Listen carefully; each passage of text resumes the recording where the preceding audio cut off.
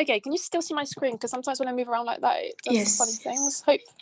Okay, so what we're going to use to prove this result is the question 1b that hopefully you've got above on your screen or on your notes. So using 1b, what we're going to do is apply it to a certain interval.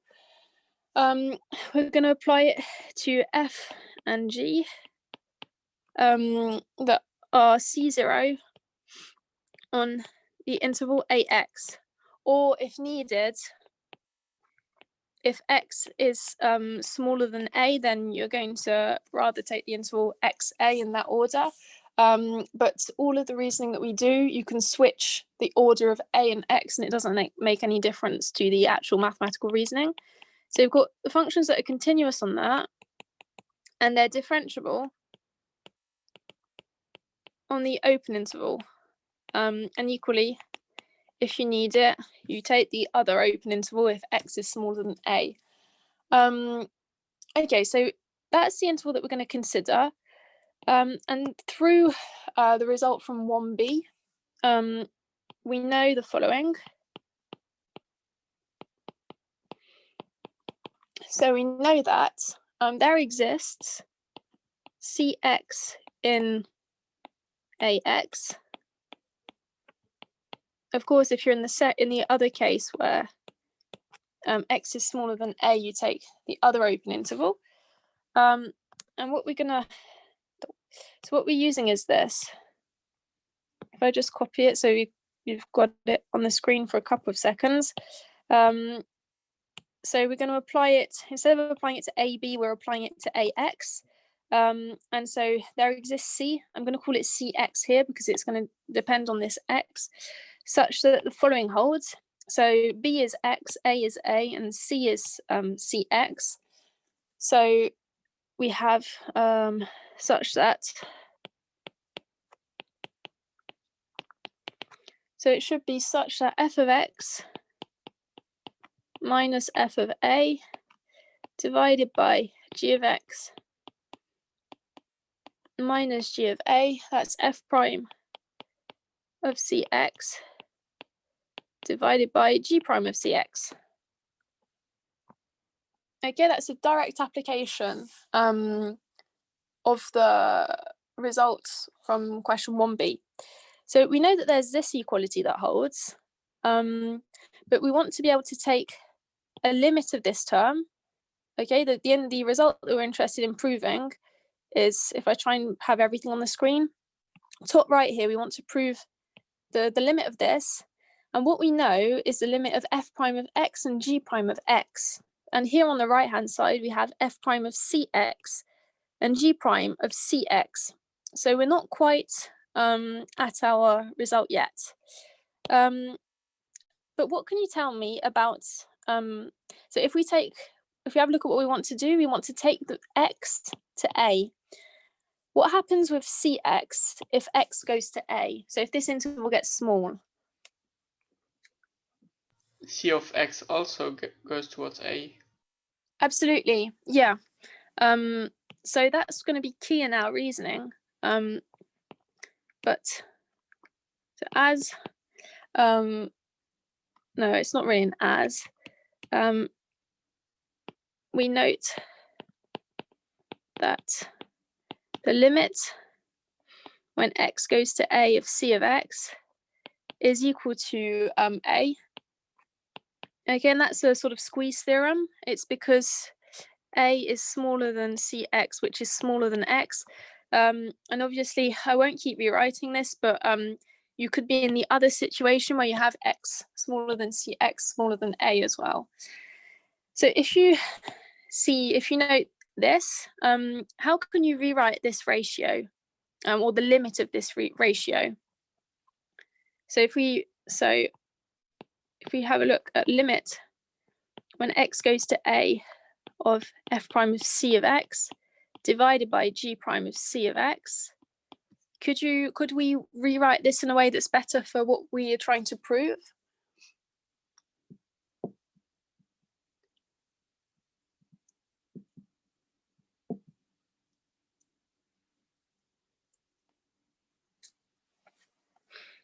maybe with the definition of the derivative, because if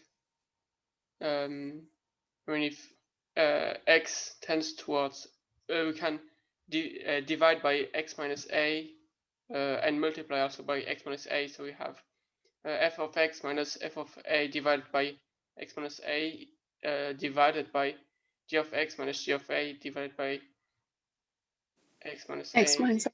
Yeah, you could do that, but you can also, we've already got an equality that sort of links this right hand side to f of x minus a and g of x minus g of a without doing that. And what we need here is instead, if you look at the equality that we're trying to prove, what we know is that f prime of x divided by g prime of x goes to L. And we want to prove that this goes to L. And on the right hand side, we have something related to c of x, and not, or c prime of, f prime of c of x divided by g prime of c of x, and not quite this. But we've noted that c of x goes to a when x goes to a. And so what all that means is that this limit is equal to the limit when x goes to a of f prime of x divided by g prime of x. Okay, here c of x goes to a when x goes to a, and so you can replace that by anything that goes to a when x goes to a, in particular just x, taking x to a. And using, if I call this bunch of this equality then star, so using star, limit when x goes to a of f prime of x over g prime of x, that's the limit when x goes to a of f of x minus f of a divided by g of x minus g of a. But what do we know about this now?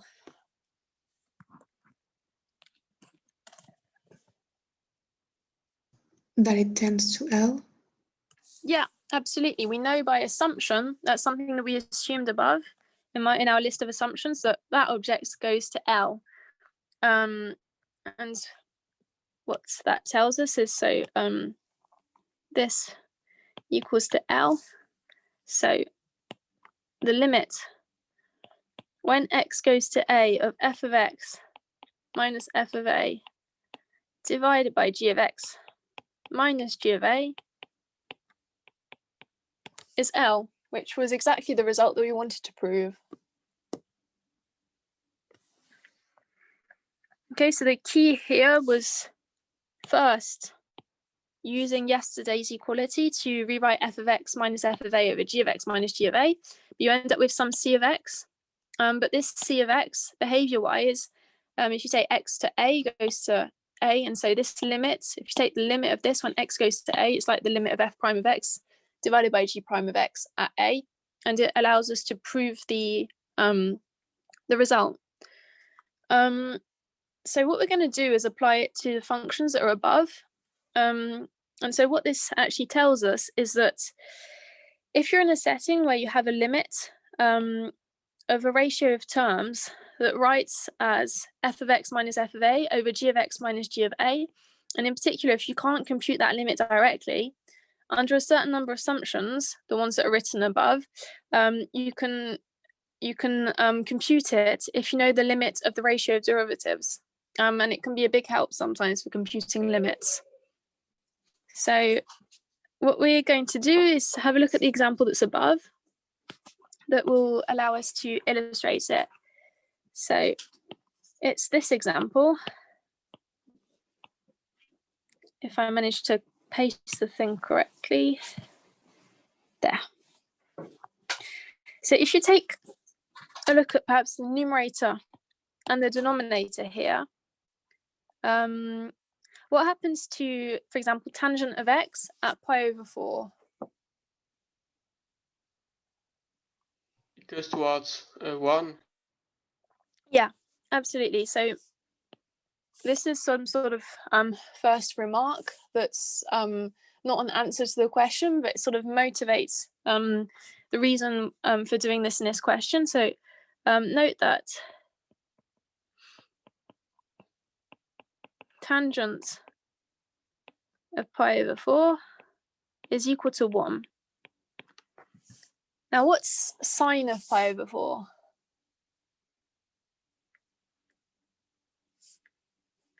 Square root of 2 over 2. Yes. Yeah, absolutely right. So sine of pi over 4,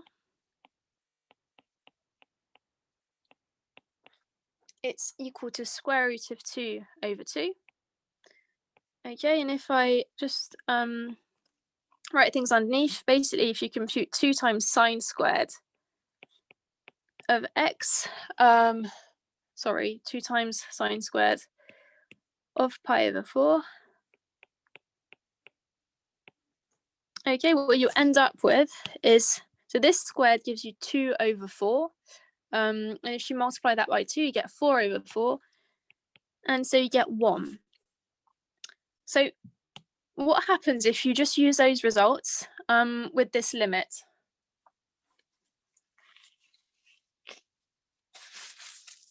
We can't determine it because it's 0 divided by 0. Absolutely. Yeah, we can't just use these values to determine the limit because, to determine the limit rather, because it's an indeterminate form. So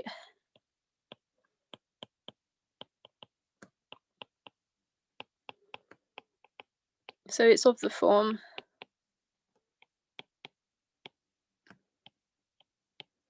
So it's the form 0 divided by 0. So we can't compute it sort of using, I guess, just the ratio of 2 limits. So we need a bit of work. We therefore, however, we will be able to compute the limit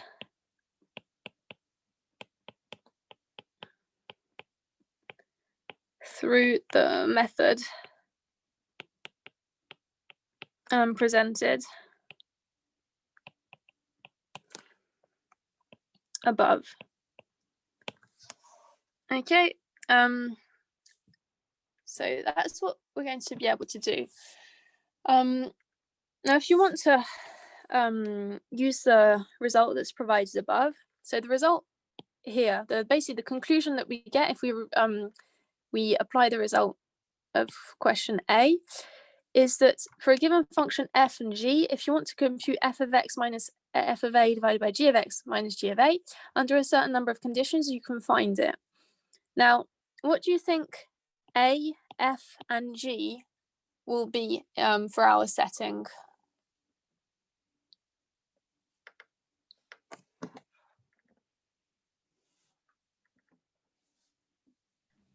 A is pi over 4. Yeah. F of x is 2 sine square of x. Yep. And g is tan of x. Absolutely. Yep. That's exactly what we're going to identify. So yeah, a is pi over 4, f is 2 sine squared of x, and g is tan over x. That's absolutely right. So we're going to use those functions. So let's do that. So we set f that will map x to 2 sine squared of x. And we need g that maps x to tan of x. Now, where are these functions defined continuous differentiable?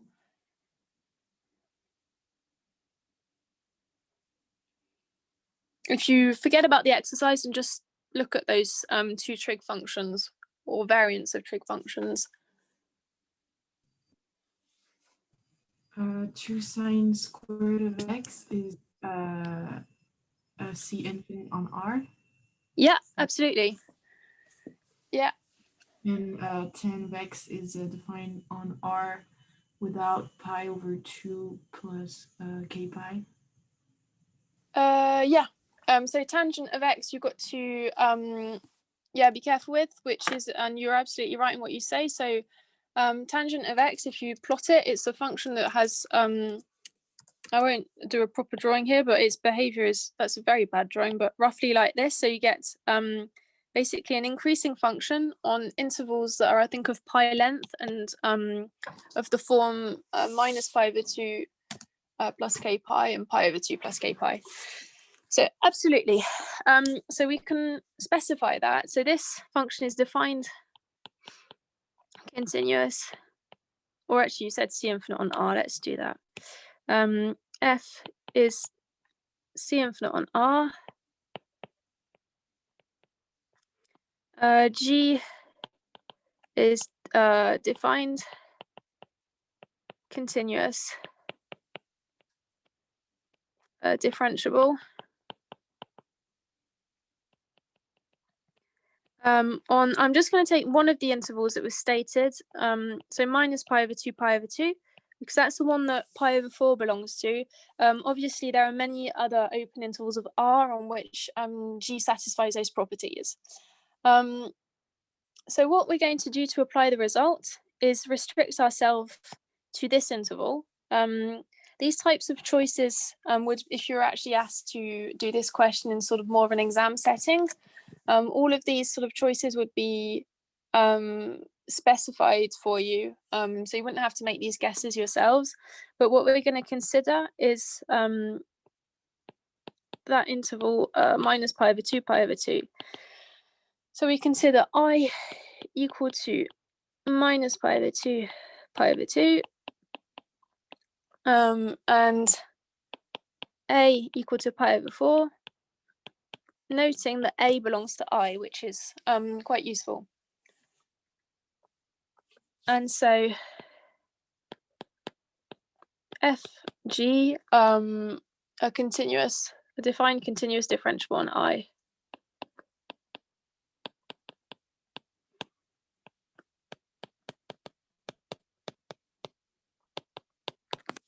There. So we've got some first assumptions related to question A that will help us use the result. So we've got a function that's continuous on I, differentiable all over I, in fact.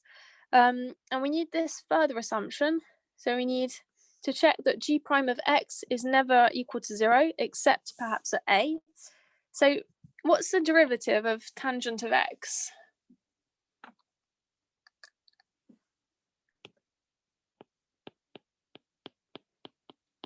One plus 10 squared. Yeah. Yeah, absolutely. So I think there are a couple of forms for the derivative of the tangent. So one of them, I think, is exactly what was given.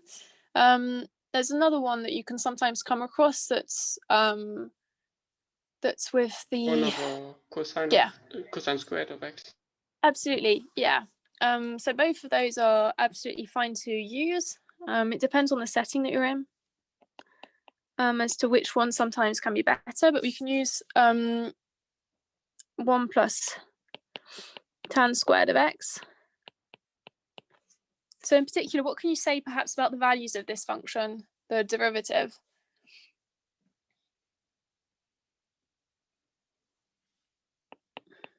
I'll just give the other form here as well. They will always be positive. Yeah, these will, if you look at this form, you can check that these will always be positive. And so what we need for the purpose of the exercise is, in fact, that they're different from 0. So it's g prime of x, just to keep the notations. So positive, and in particular, never equal to 0. So that's the first thing. And what about f prime of x? What's f prime of x equal to?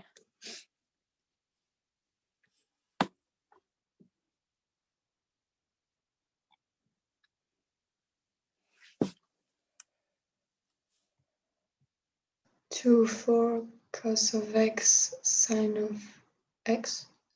Absolutely, yeah. 4 cosine of x, sine of x.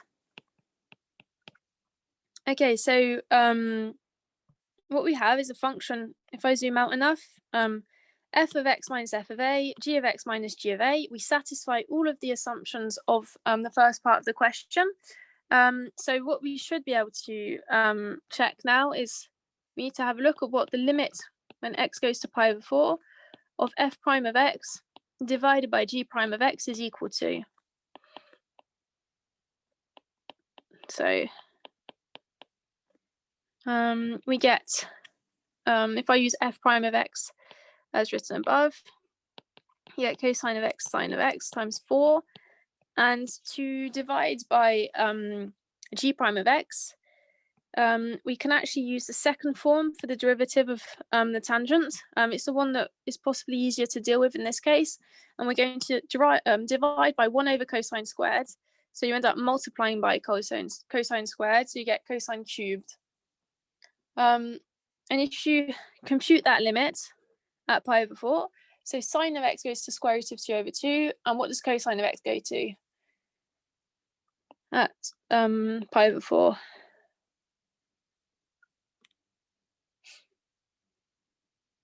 It goes to pi over 2, 2, but then we squared the result. Yeah, it goes to square root of 2 over 2 cubed with square root of 2 over 2 as well. So yeah, you get basically the same things for power 4, and if you have a look at what terms come out, you'll end up with 4 times, you should end up, so you've got square root of 2 to the power 4, so that's 4, and underneath you've just got 8 times 2, and it reduces to 1. So what can we now say about the limit that we were initially interested in calculating?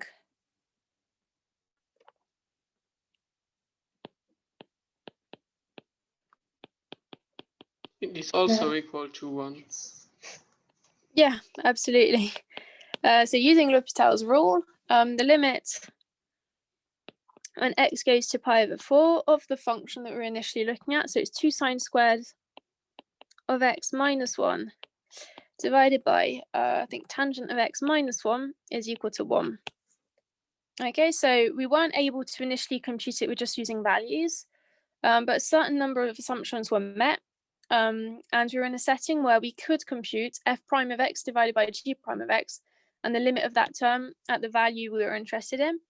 And so we managed to compute the value for an indeterminate form of a limit. So yeah, that's one sort of new way to compute limits in settings where it's sometimes not that straightforward. Okay. So that's what we call L'Hopital's rule. And I think in the second part, or the third part even of this exercise, I'll come back to the sheet in a couple of seconds. I just want to take this so that I have it. We're going to go a little bit further with this rule. So are you still writing perhaps? I'll just zoom out a little. I finished. Is anyone else perhaps still writing?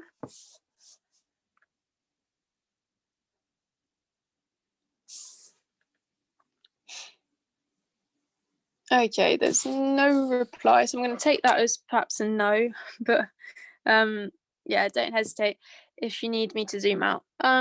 So in this third part of the question, we're going to prove another theoretical result.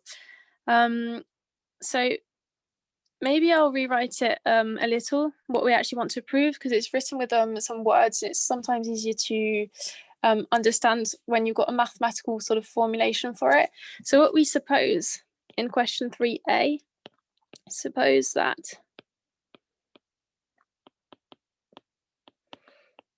a in I, where I is some interval and I is a point of that interval, f is C1, but on I from which we remove a, and f is continuous at a. So here C1 means that you'll define continuous differentiable with a continuous derivative on all of this interval, but that excludes A, but we also have basically f is continuous at A as an assumption.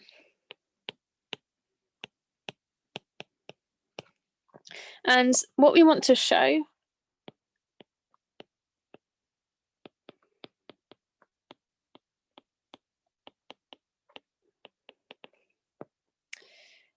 if limit when x goes to A of f prime of x is equal to L, okay, then we want to show that that implies that f is C1 on the whole of I, and we also want to show that f prime of A is equal to L. And this, what we can note is that f prime of A is actually, as it's a derivative, it's this limit here. Okay, there's a difference between that's the limit, that's the derivative at any point, at a point A, sorry, and this is the limit of derivatives. And we want to show us this implication under a certain number of assumptions. And there's a hint in your exercise as to how to do it. So we're going to do it by applying L'Hopital's rule, so the thing above, to f, our function here, and we're going to take g to be the identity function, so g of x is going to be equal to x. Okay, that's what we're going to try and do. So we're going to set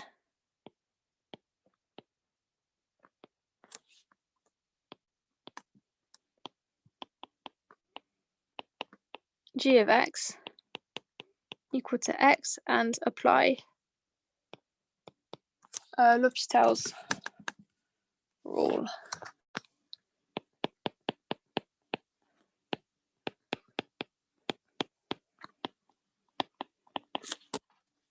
Okay, so what properties do we have on f and g? If we want to apply L'Hopital's rule to basically f and g as before. On I minus A, g of x is never equal to 0. Yeah, g prime of x is never equal to 0. Yeah, so we have the following. That will be one important property. So what we have is maybe f and g. I'm just going to list them. We have f and g continuous on I.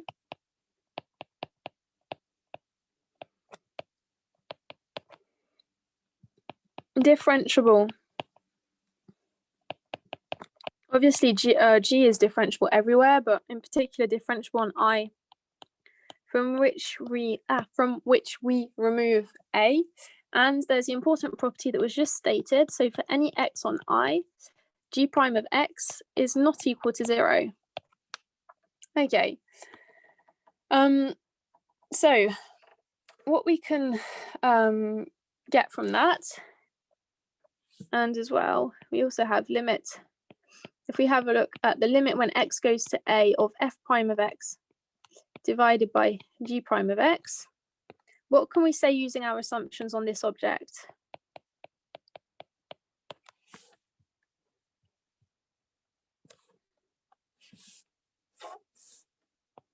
So what we assume is this: the limit when x goes to A of f prime of x is equal to L.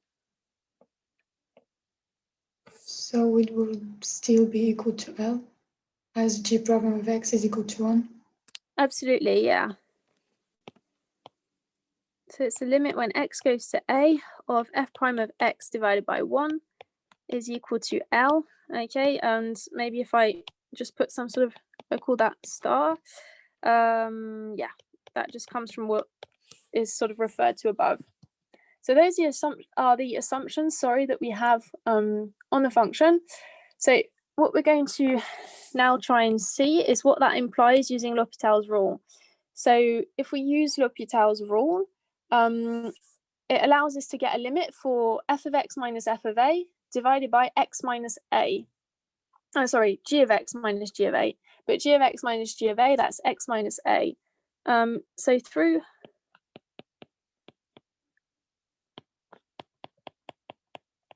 L'Hopital's rule, the limit when x goes to a of f of x minus f of a divided by g of x minus g of a, that's equal to L. But this is also equal to limits when x goes to a of f of x minus f of a divided by x minus a. Okay, using what g is equal to. But what is this object that we end up with here? It's f prime of a. Yeah, absolutely. So for this well chosen g, we get some value for f prime of a. So therefore what we get is f prime of a is equal to L is equal to the limit when x goes to a of f prime of x. What does that tell us about f prime? Does that tell us any particular sort of property about f prime?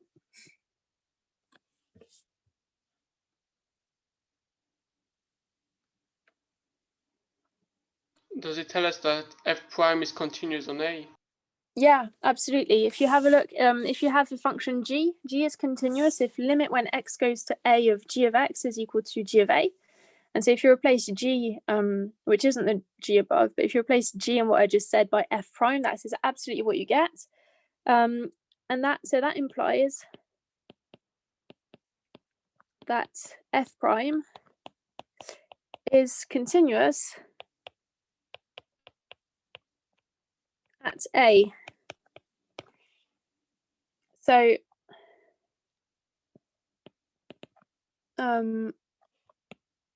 as f is assumed C1 on I from which we remove a, continuous on I, on I. What's lacking for the function to be C1 on the whole of I is for the function to be differentiable at a and for the derivative to be continuous. But that's what we've just proven. Okay. We deduce that f is actually C1 on I and f prime of a is equal to L.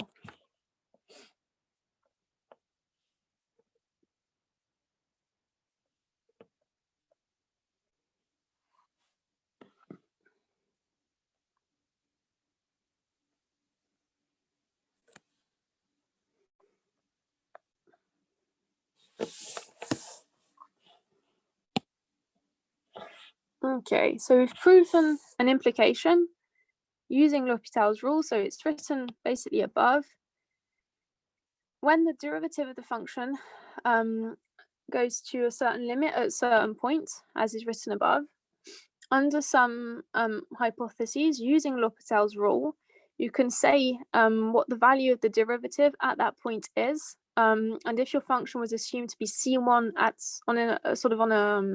somewhere where there's a gap, then you can complete that gap and recover the whole of I. Now, what we're going to show now is that going the other way doesn't work.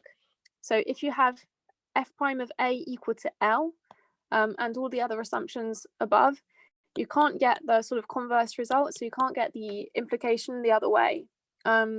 And so we're going to do that by considering a certain function, which I think is specified in the second part of this question.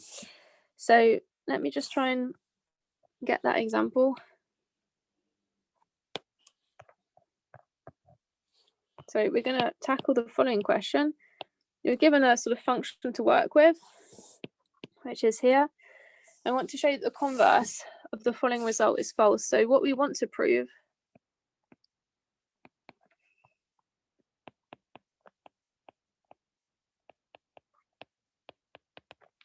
we want to show that if f is C1 on I from which we remove A. Oh, I'll just move some stuff so I get a bit more room. Just C1 on I from which you remove A. C0 on F is C0 on I. Okay. Differentiable at A.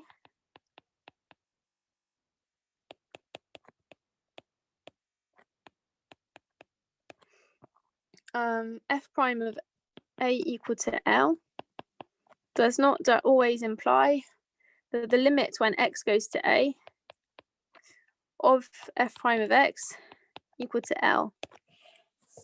Okay, that's what we're going to prove. We're going to prove that even if you just have a value here, you don't have that value equal to the limit. And we're going to do it at a specific function. So we're going to use the function that's given.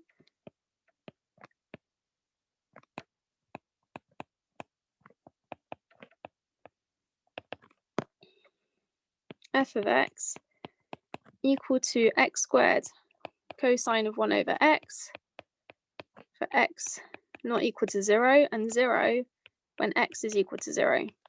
Okay, and you know that if you want to show that a mathematical result is false, what you can do is just find some sort of setting where the result doesn't hold, and that will give us the information. So let's have a look at the behavior of this function. So f, first of all, where's f defined at?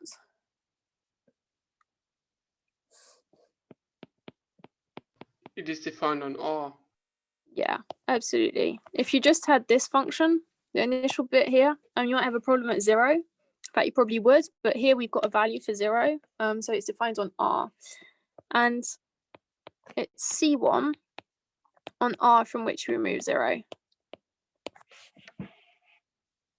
Okay, we don't, as we've sort of got two functions, I guess, glued together, we know that this part of the function is C1 on its definition domain using function composition.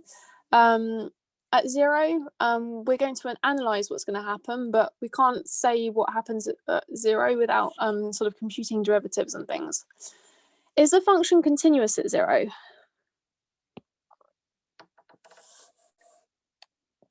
No. Yes. Yeah, it is. How can you prove that?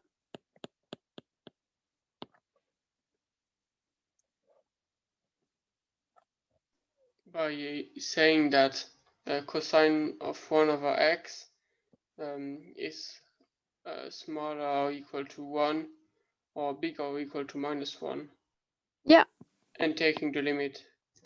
Absolutely, yeah. So we can write it slightly quicker, I guess, if we take the absolute value of the function, then it allows us to get around the fact that we've got to deal with a plus and minus 1. We can just take the absolute value of f of x, and as we end up putting the absolute value on cosine, we end up with that smaller than x squared, and of course x squared goes to 0 when x goes to 0. So the limit when x goes to 0 of f of x, that's equal to that's equal to 0, as we've just proven, but f of 0 is set to be 0, so we get a continuous function on 0.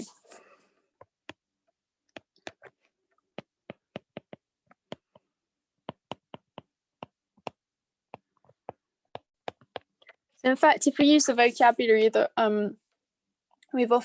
we may have mentioned throughout this semester, this function here is the continuous extension at 0 of this initial object here.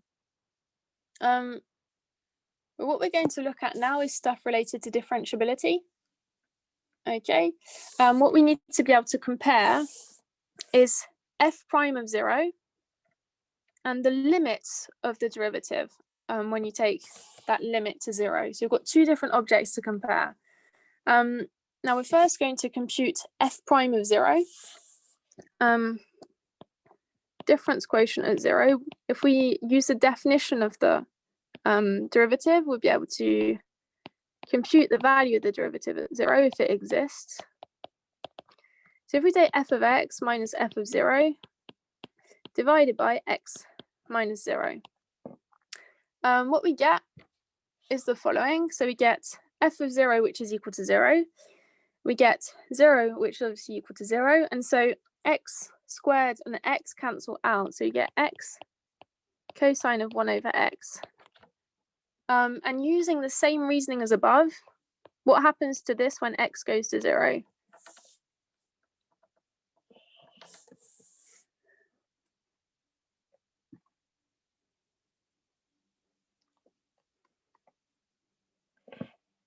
It also goes to 0.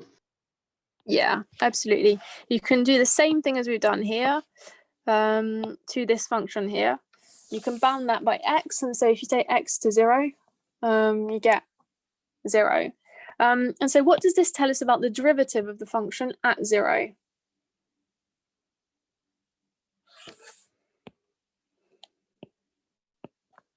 It's differentiable at 0. Yeah, absolutely. So f is differentiable at 0 with f prime of 0 equal to what we've just proven, which is 0. Okay, so we know that despite the sort of funny form of this function, we can compute the derivative of the function at 0 and get a certain value. So that's the first thing. But for the function to actually be c1, this derivative needs to be continuous. So we need to prove that if you take the derivative of the function elsewhere, so not at 0, and you take the limit of that derivative, you get the derivative at 0. And we're going to do that now. If we take any x that's not equal to 0, we can compute f prime of x. So f of x is here.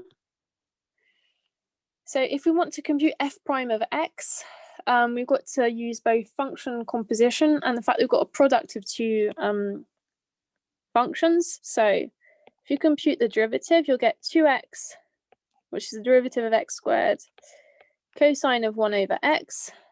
That's I guess the easiest one. And then you'll multiply x squared by the derivative of cosine of 1 over x.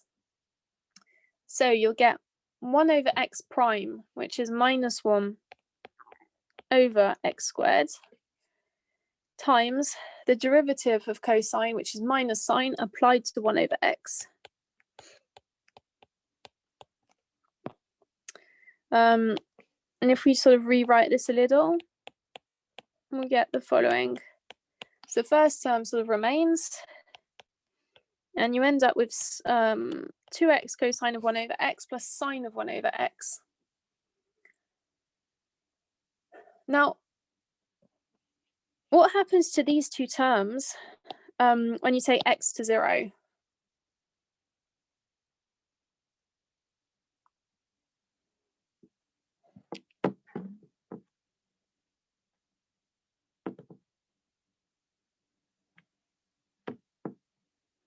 If you take the first one, for example, it's very like any of the things that a lot of the objects that we've studied previously. So what's the limit of this if x goes to 0?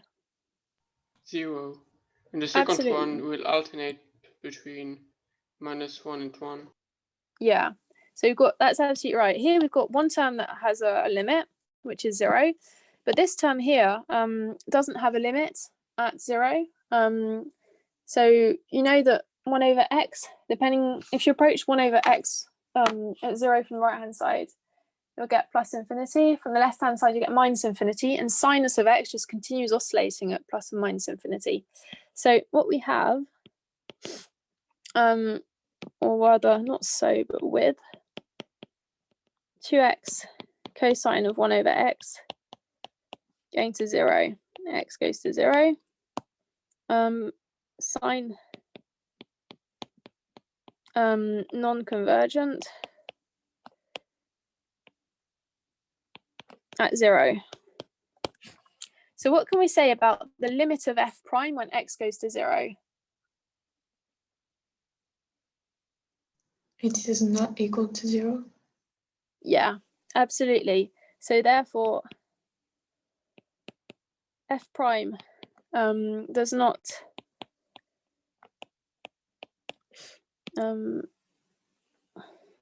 converge, is not convergent at 0.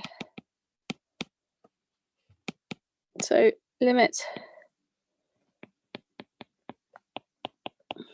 does not exist. And we've got an example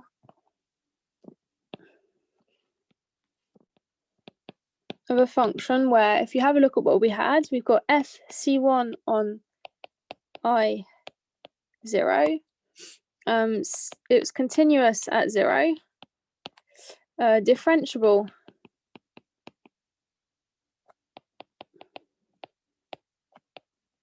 at 0, and f prime of 0 is equal to 0, but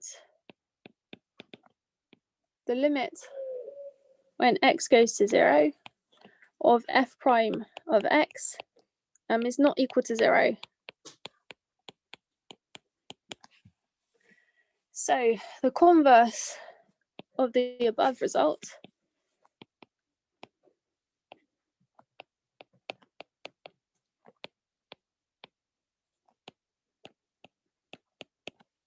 does not hold.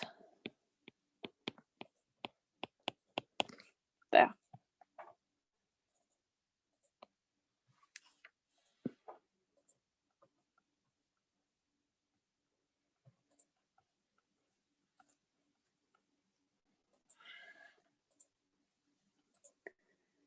Okay, are there any questions related to what we've done so far?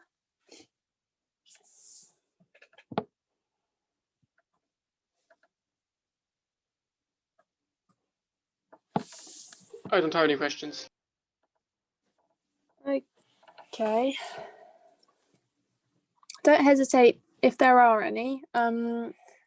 So that was a proof of, first of all, L'Hopital's rule, a certain extension of L'Hopital's rule, and the proof that the converse of that extension does not hold.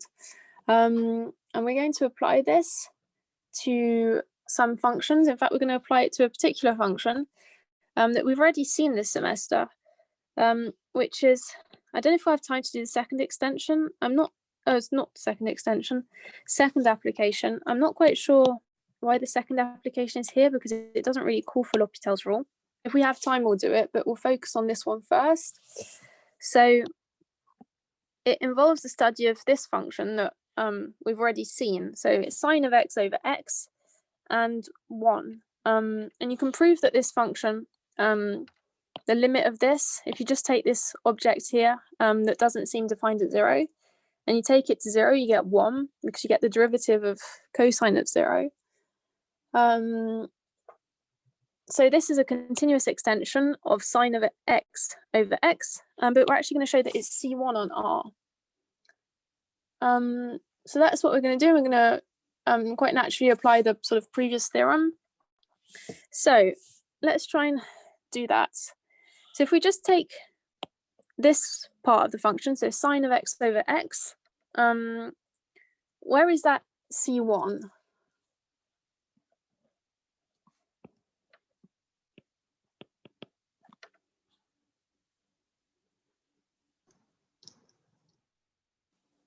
Sorry, I wasn't listening. I was writing down. Is it No the first problem. part of the function? Yeah, if you just take the first part, is that C1? I think it's C1 on R star. Yeah, absolutely. Yeah, if you just take sine of x over x, the only problem that you get with that function is what happens at 0. So it's C1 on R, from which you remove 0. Okay. Is it continuous?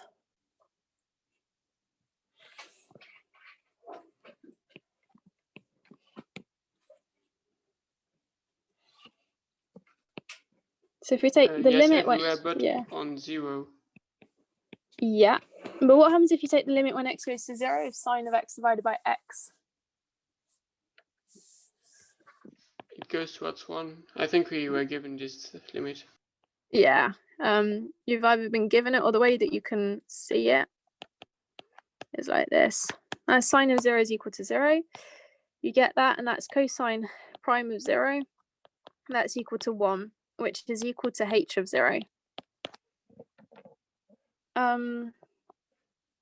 So that's the limit when x goes to 0 of h of x is equal to h of 0. So what we deduce from this is something related to continuity for h. In fact, h is continuous on R.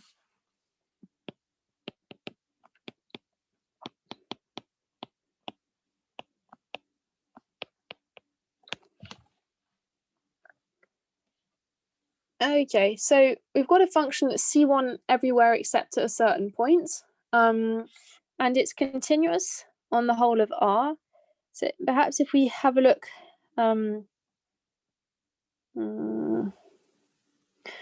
at this, we're in the setting of question 3a. We've got a point A which is equal to 0. Got a function that's C1 everywhere except at 0. F is continuous on R, so in particular at 0. And so if we want to show that f is C1, we need to show this limit. Okay, so we need to show that the limit when x goes to 0 of h prime of x is equal to something. Okay. So we now want to study limit when x goes to 0. Yeah, go on. You wrote that the limit was equal to cos prime of 0. Yeah, oh yeah, you're Isn't right. it That's sine cos prime. 0 and then h prime of 0? It's yeah, you're right. It's cosine of 0 rather. And on the right, it's h prime of 0? No, that's h of 0 it's, because okay. Because that's just Oh yeah, let me yeah, do yeah. it. Okay, yeah. Yeah. But yeah, you're right about the cosine. It was either sine prime of 0 or cosine of 0. So if we want to study this limit of the derivative, what we need is first to have an expression for the derivative on r star. So for any x on r from which we remove 0, we can compute h prime of x. Okay, so we've got a ratio, and if you compute the derivative, you'll get x cosine of x minus sine of x divided by x squared. And we want to compute a value for this when x goes to 0. What happens if you just try and do this using the sort of values?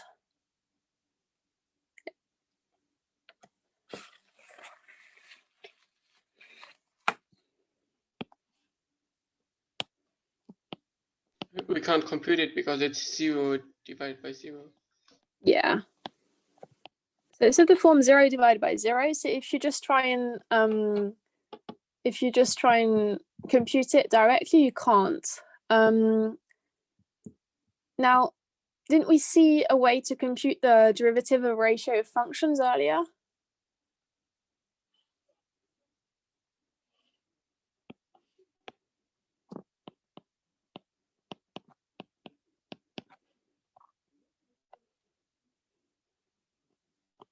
So if we let f of x equal to x cosine of x minus sine of x on R, g of x be equal to x squared on R. Okay, if we do that, f and g are C0 on R, differentiable on R.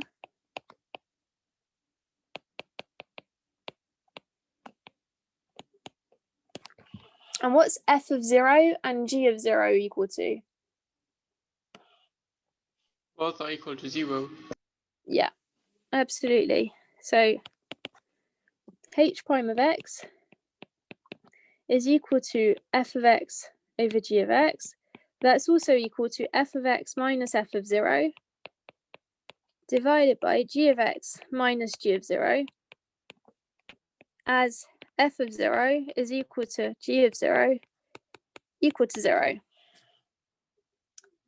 Okay, so we've got something of the form of the of something that's specified, I think, in one of the first questions we saw today. We want to compute a limit of the form f of x minus f of a divided by g of x minus g of a. What objects can we call for to be able to do that? If we look back up here, we want this limit, something of this form here.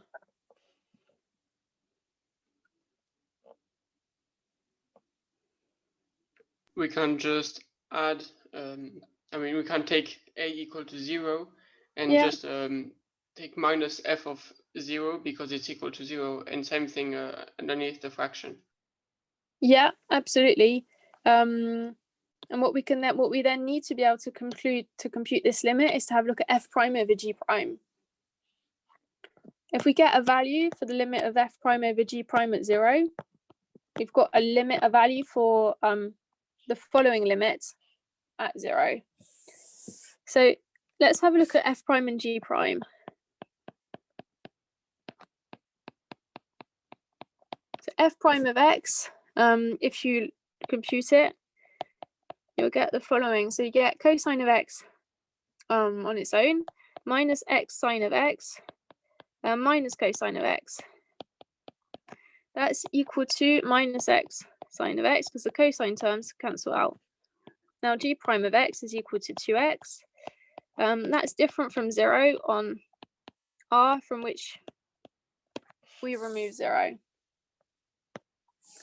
And if we now compute f prime of x divided by g prime of x, okay, you get minus x sine of x divided by 2 times x. That term and that term, so the two x terms cancel out, and you get minus sine of x divided by 2. But what does that go to at 0?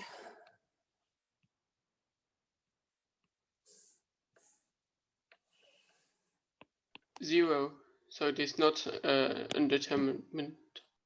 Yeah, absolutely. This thing goes to 0, this limit here.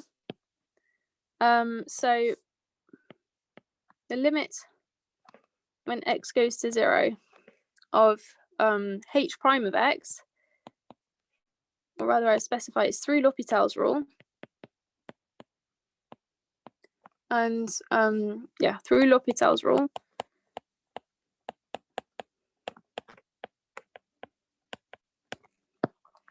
the limit when x goes to 0 of h of prime of x, that's equal to 0. So what we wanted to study was the limit of at 0 of h prime of x. Okay. And we get the limit when x goes to 0 of h prime of x equal to 0. And so if we have a look at one of the question 3a,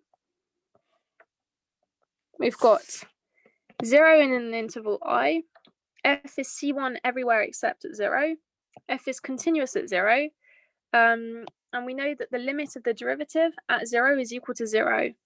So what does that tell us about where h is C1?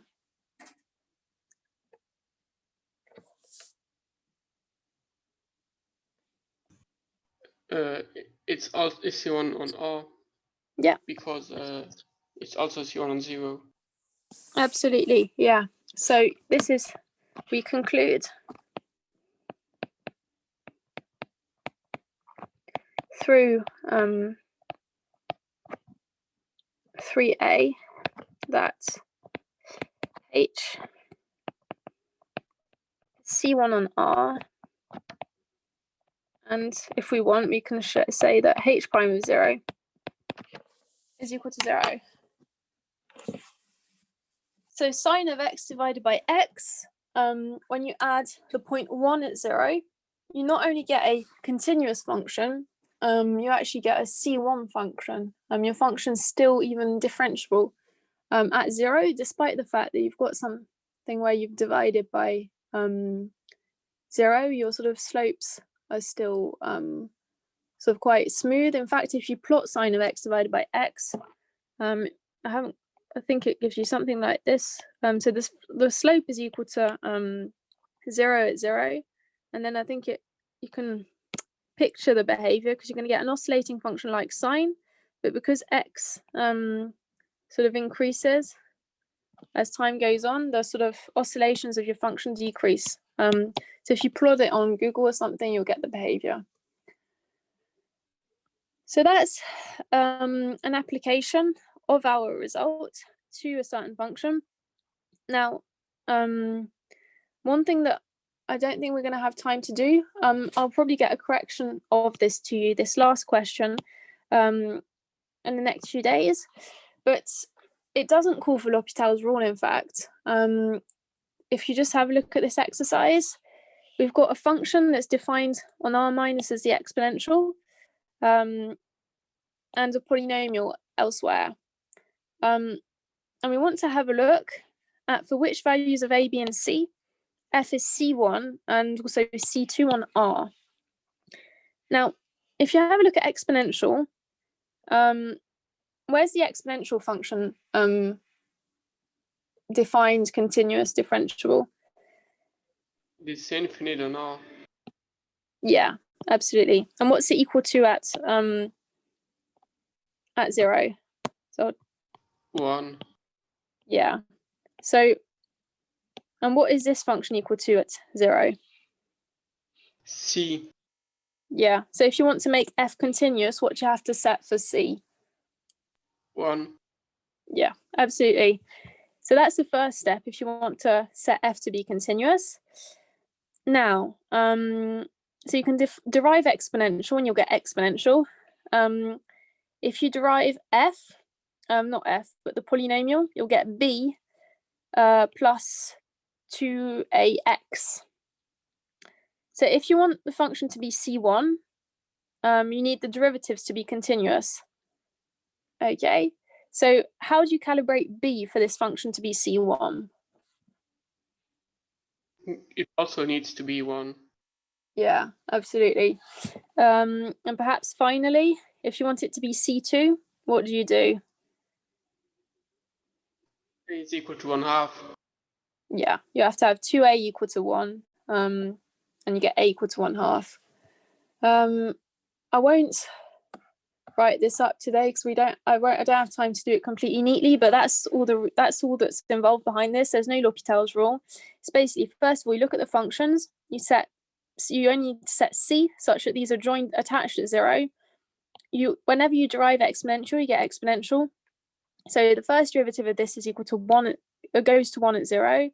And so you need to have b equal to 1 for it to be C1. And then you derive this once more, and you need 1/2 for A.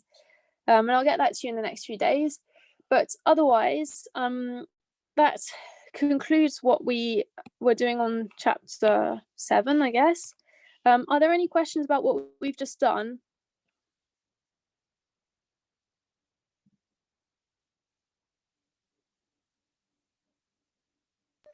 Yes, I have a question.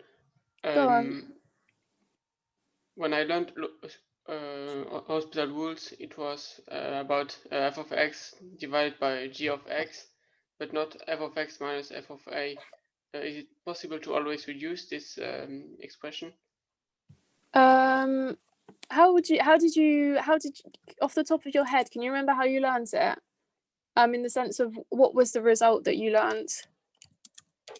If we had a fraction of two functions, the limit towards one of its point towards a point, if the result wasn't determined, we could calculate the derivative of the two yeah. functions to Yeah. obtain the result.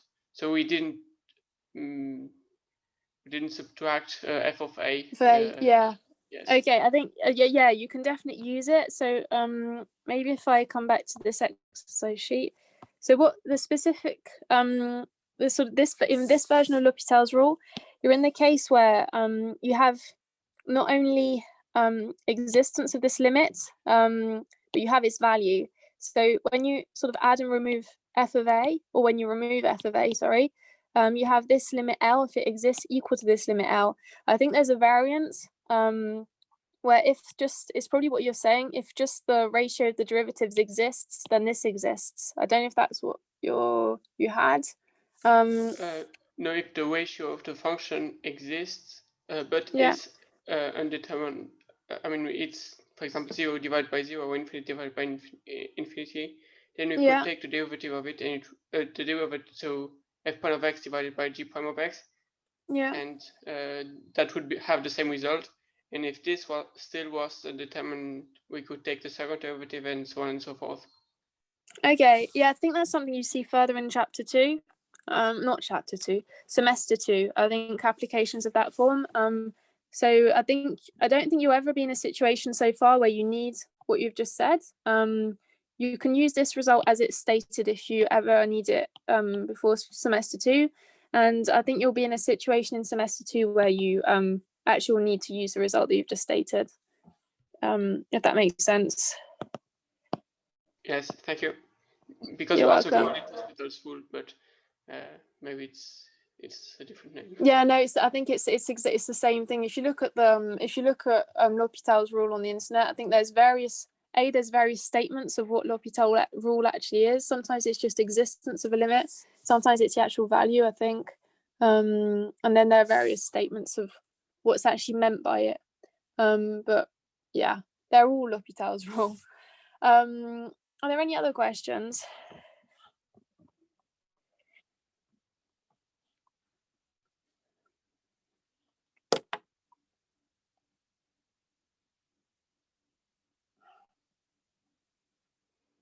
Okay, if there aren't, so that concludes chapter 7. So we're gonna stop there. And I think you've probably got class in 15 minutes with Anthony, which I'm guessing he's going to do things related to sequences and limits, or not sequences and integrals. One thing I can just tell you is that it's very probable that the things related to Lipschitz continuity and uniform continuity, he'll be able to re-explain them to you, because I went quite quickly. He'll re-explain them to you a little bit more with the quantifiers and things, so you'll probably do a little bit more on that. But yeah, that's the end of the stuff for Maths 1 that I'm going to be doing with you. And yeah, thank you for this semester. It's been a bit strange, this sort of teaching format, but I'll be back with your Maths 1 test when I can, the sort of second ones, and good luck with the rest of the year. Okay. Thank you very much. Thank you. Yeah, thank